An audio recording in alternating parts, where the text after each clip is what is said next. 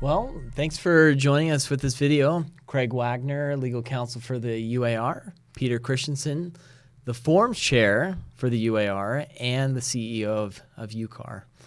Thanks for being here. Let's dive into it. So one of the forms that we modified with the forms committee is the real estate brokerage payment addendum. Now, this is the form we've had for 5 years. Peter, what does this form do?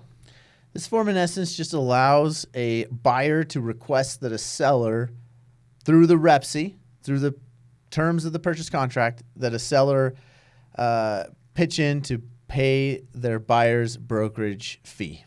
Yeah, so it helps facilitate that. Again, as part of the terms of the settlement, there won't be offers of compensation found on the multiple listing service or the MLS.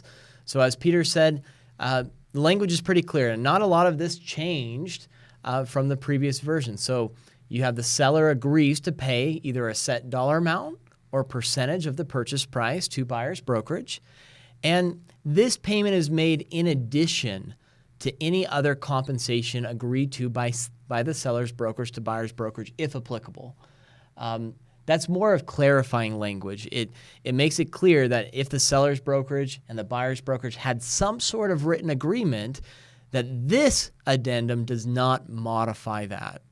And then it gives authorization to the escrow office to withhold this payment from the seller's proceeds. So it's directing the title company to go ahead and follow the instructions that are found here in this real estate addendum. And then we did add an additional term section. And Peter, what can that be used for? Whatever additional terms you want in here. It just really a blank space for you to add stuff in that makes sense for that particular deal.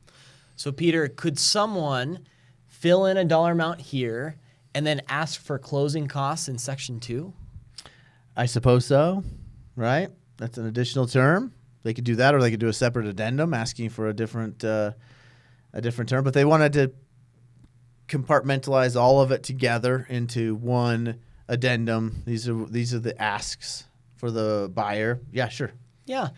Now, this form, while it's being used right now, if there is, and we anticipate that there will be, a REPC modification updating the REPC, adding, frankly, similar language to the REPC, this form may not be used as frequently, but it is going to be available, especially maybe in those counteroffer situations.